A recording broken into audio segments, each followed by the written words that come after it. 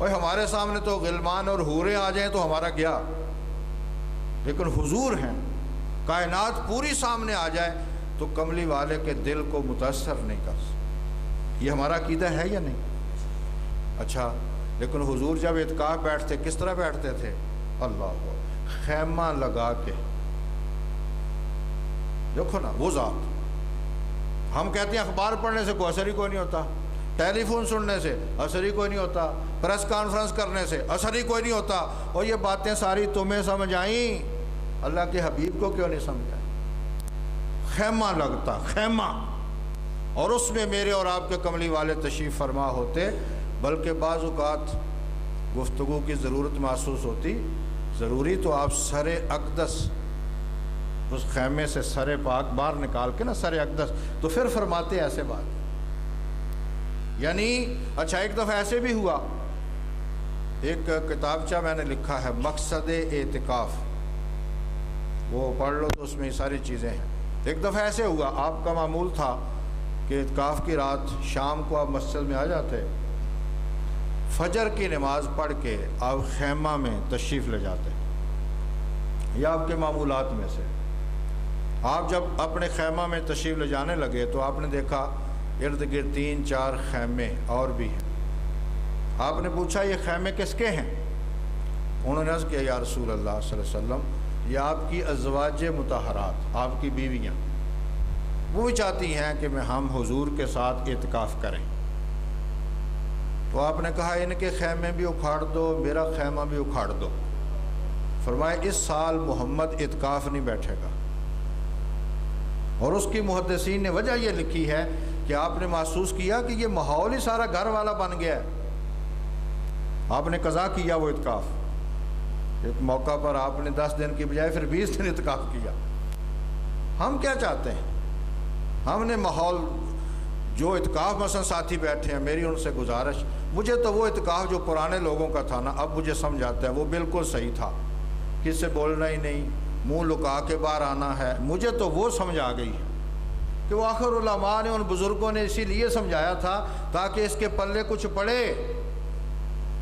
ایک امت کے امام ہیں حضرت امام مالک رحمۃ اللہ علیہ۔ حضرت امام اعظم ابو حنیفہ کا فتویٰ ہے کہ مسجد میں آدمی خطاب کر سکتا ہے اعتکاف والا، اور قرآن کریم پڑھا سکتا ہے۔ یہ حضرت امام اعظم کی تحقیق ہے، اگرچہ ہمارا عمل اس پر ہے، لیکن حضرت امام مالک منع کرتے ہیں۔ کوئی بھی آدمی ان سے پوچھتا کہ جی میں اعتکاف بیٹھا ہوں، میں دوسرے کو قرآن پڑھا سکتا ہوں؟ کہتے ہیں ان دنوں میں دوسرے کو نہ پڑھا، تو آپ ہی پڑھ تاکہ تیرا تعلق رب سے بن جائے۔ کہاں تک ہمیں لوگوں نے سمجھایا، کہاں تک ہمارے ماں، اب تو یہ سب مذاق بن گئے۔ پتہ نہیں کہاں کہاں سے لوگ آتے ہیں، جی میں فلاں جگہ اعتکاف بیٹھا ہوں۔ بھئی یار تو اپنے مسیتے بیٹھ جا، اس کے نکر میں بیٹھ جا، کسی سے بول نہیں، گفتگو نہ کر، بلکہ جتنے یہاں ساتھی اعتکاف والے بیٹھے ہیں میری ان سے گزارش ہے گھر والوں کو کہو کہ ملاقاتیں بند کر دو، کوئی مجبوری ہوئی بات چیت کر لی بس، ورنہ رب کو پانے کی کوشش کرو، اپنے رب سے اتنا تعلق بنا لو کہ آپ 11 ماہ جہاں بھی بیٹھے ہوں باقی تعلقات ٹوٹیں یا نہ ٹوٹیں رب سے قائم ہو جائے۔ یہ مقصد اعتکاف ہے۔ حضور علیہ الصلوۃ والتسلیم تعلیم لیلۃ القدر کی تلاش، تو لیلۃ القدر ایک رات ہے جو حضور علیہ السلام کی امت کو اللہ کریم نے نصیب کی، اور فرمایا کہ خیر من الف شہر، یہ 1000 مہینے سے بھی افضل۔ یہاں ایک اور بات کی طرف بھی میرے خیال متوجہ کرنا ضروری ہے۔ کچھ لوگ یہ سمجھ جاتے ہیں کہ شاید لیلۃ القدر مل گئی ہے تو 83 سال کی نمازوں کا ثواب مل گیا، اب نماز کی ضرورت ہی نہیں۔ کیونکہ مجھے ایک تجربہ ہوا، ایک حاجی صاحب کو میں نے کہا نماز نہیں پڑھتے آپ یار؟ تو وہ کہتا ہے میں حرم شریف جاتا ہوں تو وہاں ایک نماز کا 1,00,000 ثواب لے کر آتا ہوں۔ الٹے نظام، کوئی سمجھ نہیں آتی، ایسے حاجی کو حج کیا ہوگا؟ ایسے حاجی کا حج کیا؟ وہ تو پاگل ہے جس کو یہ شعور بھی نہیں۔ میرے بھائیوں، ثواب ملنا اور شے ہے، اور حقیقی فرض کی ادائیگی اور شے۔ اچھا پھر یہ کیا ضمانت ہے کہ میں وہاں نماز پڑھی ہے تو وہ قبول ہو گئی ہے؟ پتہ نہیں قبول ہی نہ ہو تو پھر مثلا والد کی زیارت کرنا حج کا ثواب ہے، اپنے والد کو دیکھنا حج کا ثواب ہے، حضور نے فرمایا اگر تم والد کی زیارت 70 دفعہ بھی دن میں کرو تو اللہ کریم 70 حجوں کا ثواب دے گا۔ تو اب آپ گھر بیٹھے کہیں جی میں تو والد کا چہرہ دیکھ لیا تھا، مجھ پہ حج فرض ہے ہی کوئی نہیں، تو اسلام کو غلط سمجھا۔ یہ اللہ کی رحمتیں ہوتی ہیں، برکتیں ہوتی ہیں۔ اچھا ایک آدمی نماز نہیں پڑھتا، ہو سکتا ہے اس سے پہلے بھی چھن جائیں، تو انسان اللہ کا خوف پیدا کرے، تو انسان یہ محسوس کرے کہ مجھے بھائی اچھا۔ پھر آپ نے دیکھا ہوگا اللہ کریم کی شکر کرنا چاہیے اس ذات کا، اس نے یہ تمام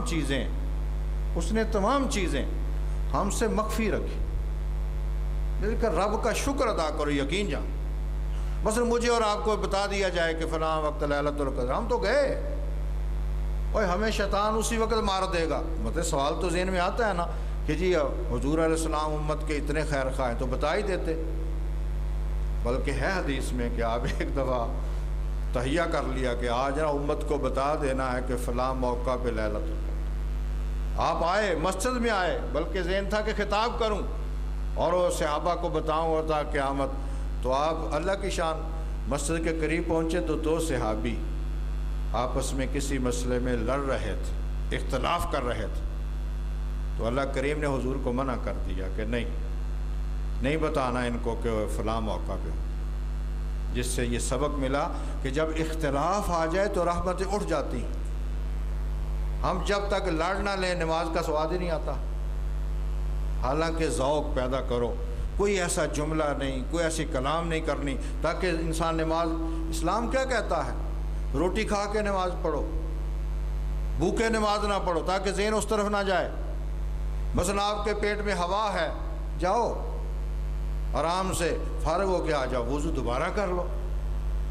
ایک آدمی ہوا ہی روکتے نماز پڑھ، کیا نماز ہوئی؟ یار اسلام ہے۔ ایک آدمی کی کوئی مجبوری ہے، دل بار بار متوجہ ہوتا ہے اس کو، جاؤ چھوڑ دو نماز، جاؤ پہلے کر کے پھر آؤ۔ مثلا آپ تھکے ماندے آئے ہیں، ہمارے ہاں یہ مشہور ہے کہ عشاء کی نماز سے پہلے آدمی سو جائے تو نماز ہی نہیں ہوتی، یہ فتویٰ ہے، جاہل لوگوں کا فتویٰ ہے، یہ جاہل مفتیوں کا فتویٰ ہے کہ جی عشاء کی نماز آدمی سو جائے تو ہوتی ہی کوئی، چلو۔ حالانکہ یہ حضور کا ارشاد ہے کہ اگر تم تھکے ماندے آئے ہو تو فرمایا پہلے آرام کرو پھر نماز پڑھو۔ فرمایا تمہیں کیا پتا کہ تم نیند کی حالت میں رب کی تسبیحات پڑھ رہے ہو جو رب کو گالی دے رہے ہو۔ یہ آدمی ادھر اونگ رہا ہے اور ادھر جناب نمازیں پڑھ رہا ہے، نہیں بھائی۔ تو اسلام، یہ تصورات ہیں اسلام کے۔ یہ جو اذان اور جماعت کے درمیان وقفہ ہے، اس جگہ 10 منٹ، وہ تو ہوتا ہے نا وقت کے مناسب، کوئی 10 منٹ رکھ لیتا ہے، کوئی 5 منٹ رکھ لیتا ہے، لیکن رکھنا چاہیے۔ کیا مطلب کہ اذان ہوئی ہے تاکہ جماعت میں لوگ شریک ہو سکیں اور اپنے اپنے چھوٹے موٹے کاموں سے وہ فارغ ہو سکیں، مثلا وضو کر سکیں۔ اگلے دن میں ایک فتویٰ پڑھا، مجھے وہ دستخط کروانے کے لیے آئے، اس میں یہ لکھا ہوا تھا کہ مغرب کی نماز، آج کل رمضان ہے نا تو 2-4-5 منٹ رکتے ہیں لوگ، رکنا چاہیے۔ اس میں لکھا تھا کہ 2 منٹ اگر تم لیٹ کرو نماز تو پتہ نہیں حرام ہو جاتا ہے اور مکروہ تحریمہ ہو جاتا ہے اور نماز ہی نہیں ہوتی۔ تو میں نے کہا میں جاہل آدمی نہیں ہوں، میں جانتا ہوں مسائل۔ تو کسی عالم نے آج تک یہ مسئلہ، یہ علماء لکھتے تھے کہ آپ نے حکم ہے کہ جلدی مغرب پڑھو، ستاروں کے طلوع ہونے کا انتظار نہ کرو، فرمایا کہ اس سے پہلے پڑھو۔